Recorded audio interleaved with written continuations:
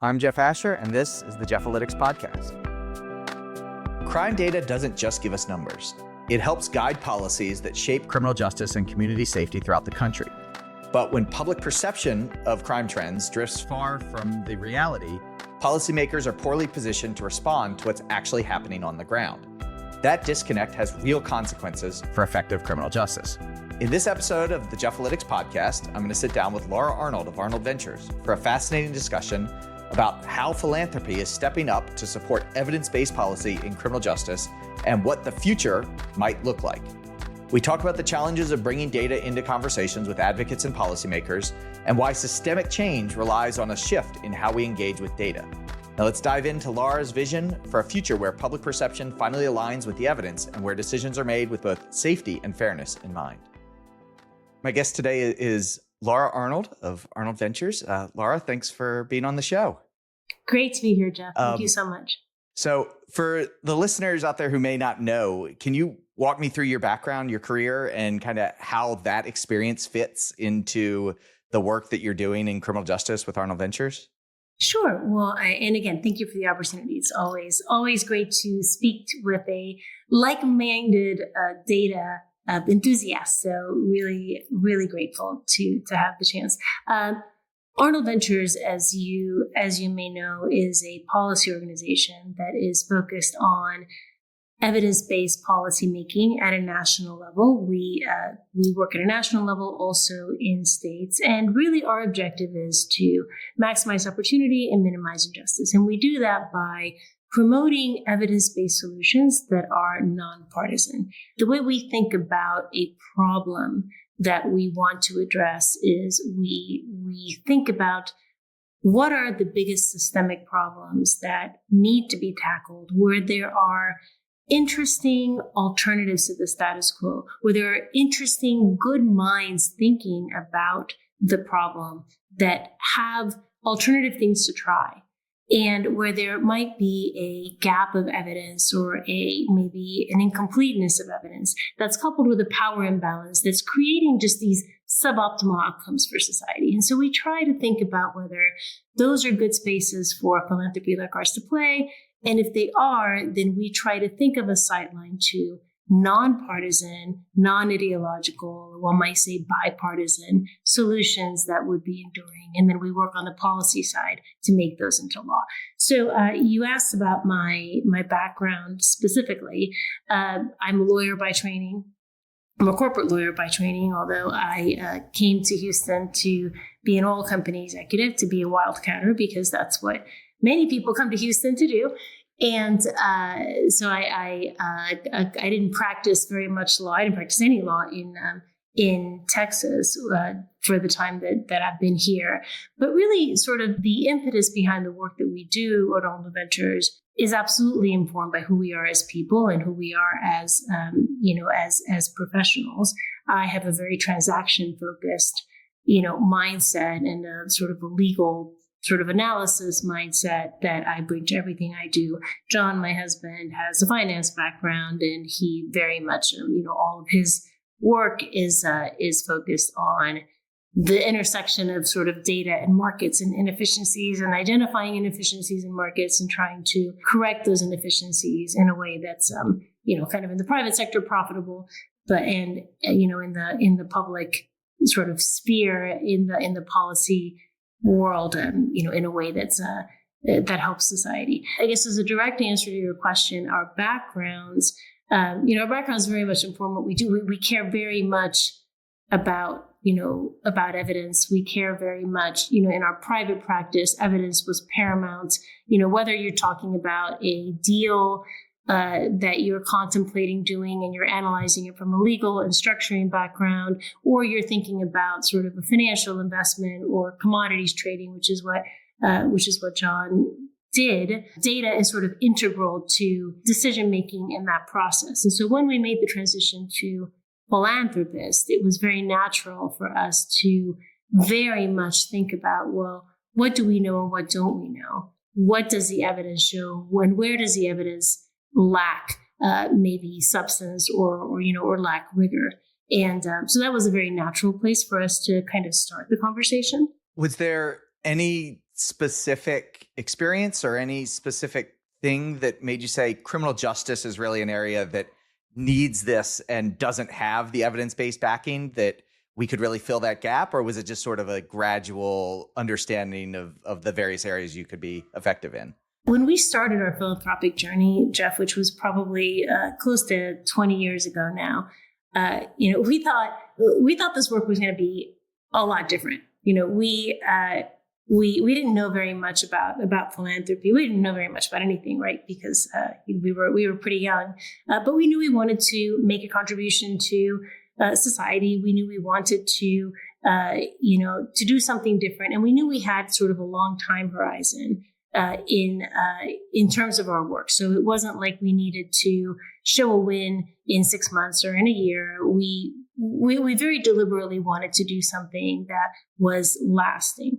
But we thought when we started the work that, we would be making some big grants to people who knew a lot of things, and that was it. We didn't think this was really going to be our day job.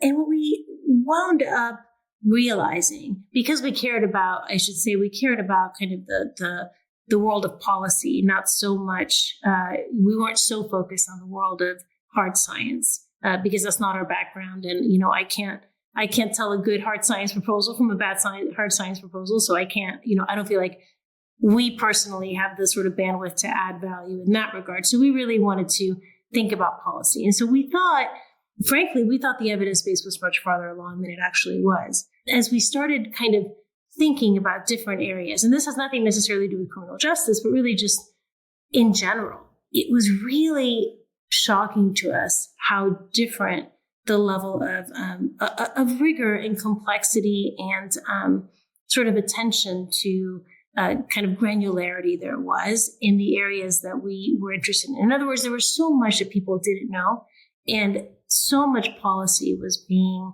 passed based on intuition and not necessarily evidence.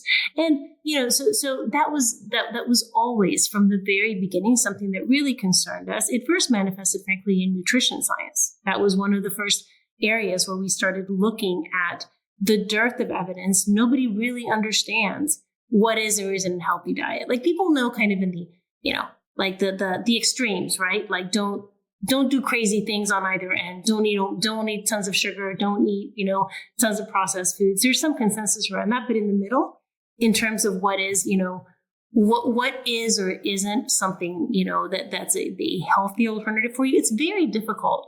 There's a lot of disagreement among experts, and that's sort of based on the fact that there isn't a lot of high quality research being done in that area. So that was kind of our entry. And then we saw this problem everywhere we looked, right? Once you have it, you sort of focus on a problem, you see it everywhere. And we certainly saw it sort of throughout. At the same time, very early on, we were very interested in criminal justice for the same reasons you're interested in criminal justice, right? I mean, it's an area that underlies public safety, underlies the fabric of our democracy in many ways, and the issues in criminal justice span from civil rights to the ability of people to sort of manifest and live the American dream, right? And so we were very interested in understanding what were the drivers of injustice, ineffectiveness, inefficiency in the system. And so when we started digging into that piece and trying to get our head around, okay, we care about criminal justice. What should we do within criminal justice? As you know, anywhere you look in the criminal justice space, you find people acting, very well-intended people, by the way, acting on intuition and not necessarily data, right? And so we thought that one of our highest and best uses as philanthropists was to try to inject some evidence in the conversation and try to steer the conversation more toward objective, data-based decision-making and away from anecdote, which I think in the criminal justice space is especially powerful, especially impactful.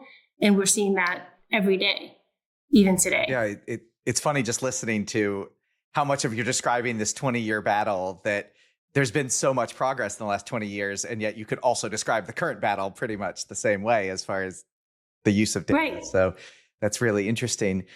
When you're working on a project and starting to fund like the seed of an idea, do you always have an outcome in mind? Or is this something that you're totally fine with whatever it finds and you want to, Jen Doliak, the directing criminal justice, has said, fail and fail fast. Do you have a preference there?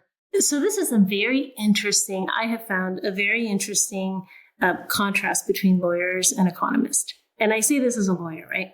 Like, a lawyer is trained to say, find me a case that shows this, right? Because you're representing one side in an argument, right? Like, your job is not to objectively, if you're a litigator or if you're an advocate, if you will, your job is not necessarily to assess the entirety of the situation and, and make conclusions with respect to things holistically. Your job is to advocate for your thing, right?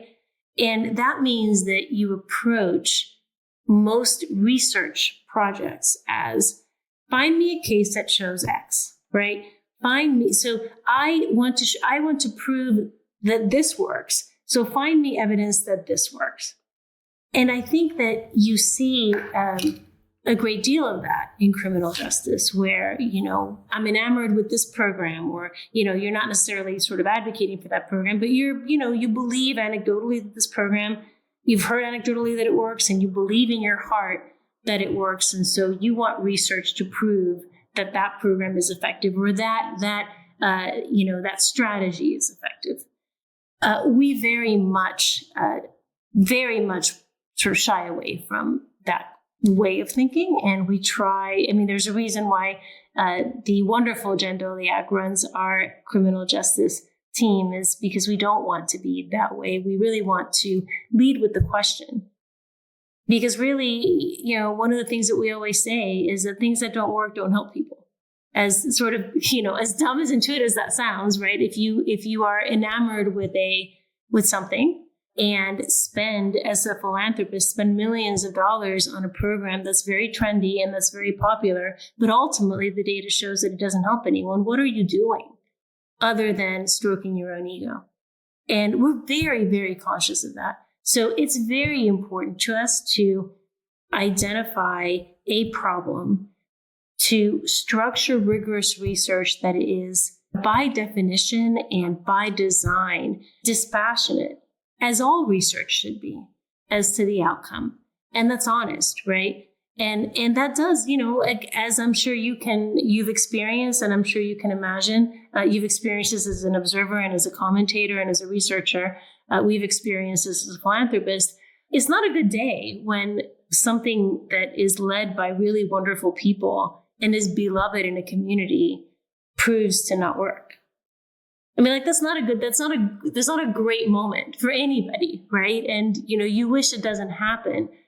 But I think that the powerful and groundbreaking leaders in this space, from an operations perspective, and people who are in the field, are the ones that embrace that outcome and rise above it and say, I'm glad I know that this thing that I'm devoting my life to, this iteration of it, is not as impactful as I thought, and I'm going to take this away. I still believe in the kernel of my idea, so I'm going to shift and build and retry because I want to help people. So I think that's an excellent outcome from our perspective. But I think, I 100% agree with you that we've come a long way in 20 years, and there still is a lot of work to do in terms of maintaining that rigor and maintaining that fealty to evidence-based policy, and understanding that you have to pivot when you don't have the appropriate, or when you don't have positive signals from the research that's being done. How do you deal with that sort of discomfort? And I've been in rooms where I'm presenting on an issue and the advocates are there and they're presenting on it and saying, yeah, we should do X, we should do X works. And then they ask me and it's like, well, the data doesn't really necessarily support that. How do you handle that really uncomfortable situation where everybody wants something and that it's not best? I think that is a bad day, right? That's a bad moment.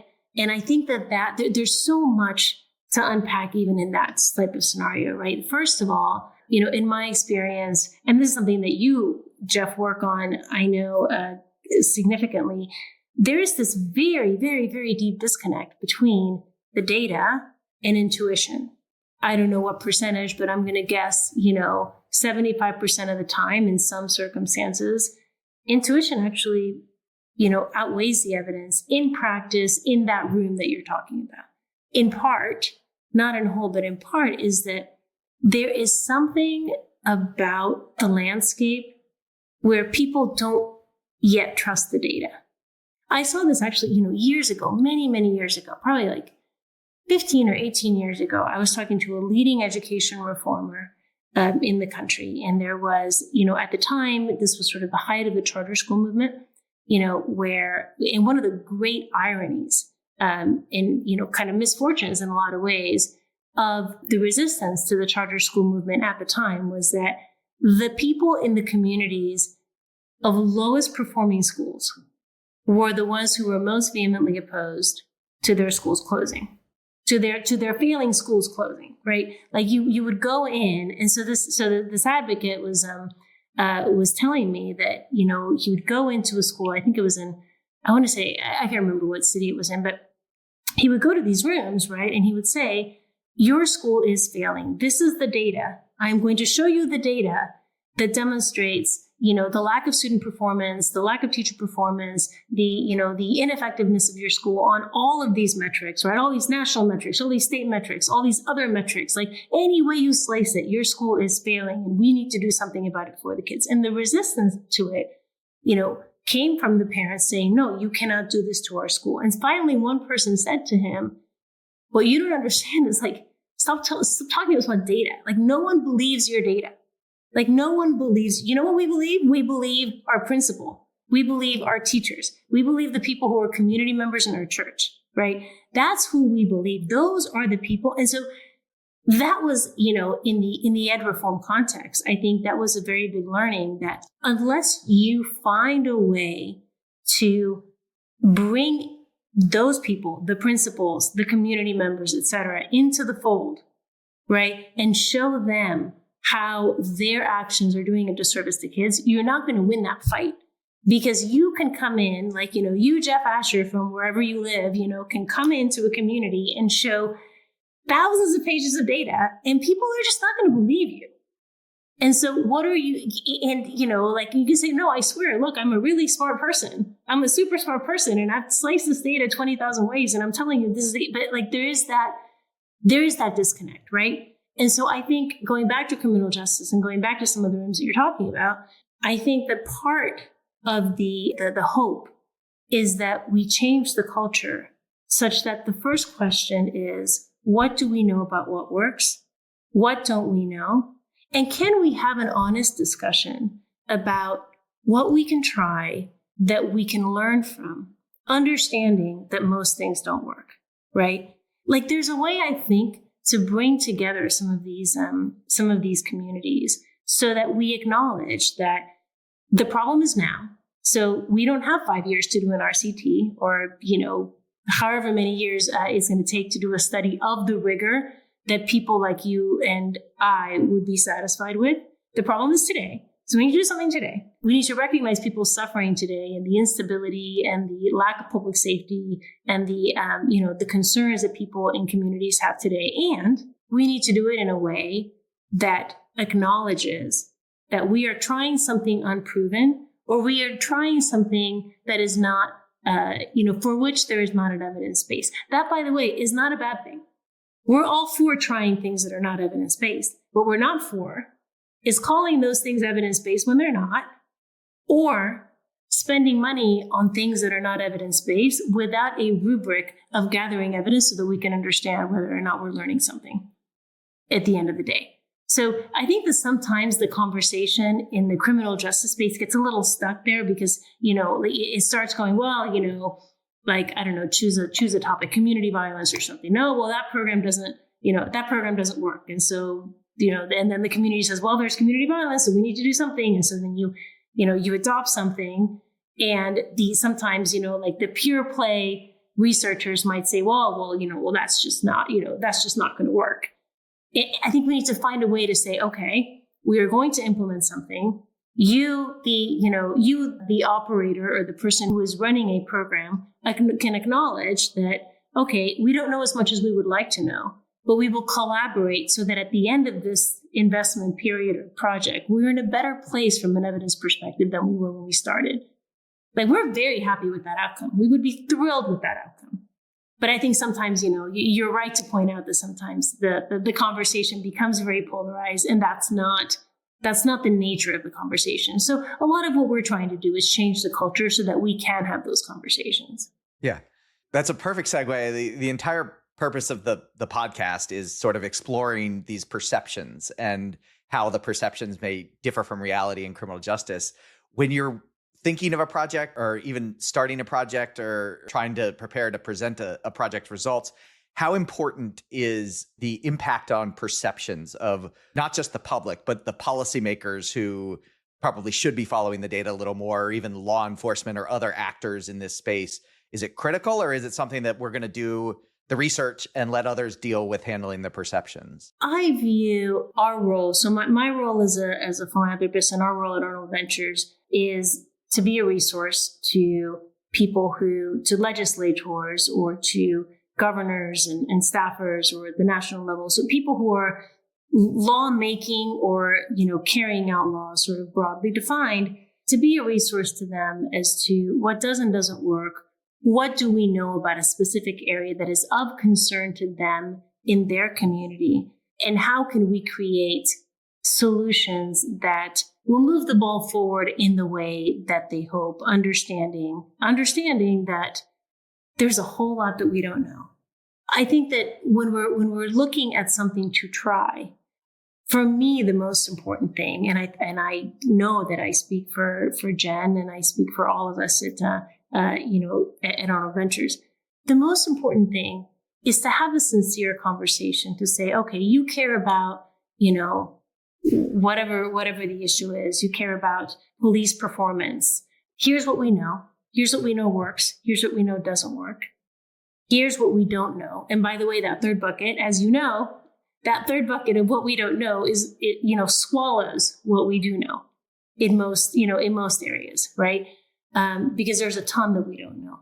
So what my hope is, and we see this nationwide, is that we have a frank conversation to say, look, here's what we know, here's what we don't know, here's what I think we could know. Here are some reasonable things that you could try. And if you try those things, we at Arnold Ventures will partner with you to evaluate those interventions so that we are in a better place in 5 years, in 3 years, or in however long. So we try to be constructive and responsive to the needs of whatever communities come before us.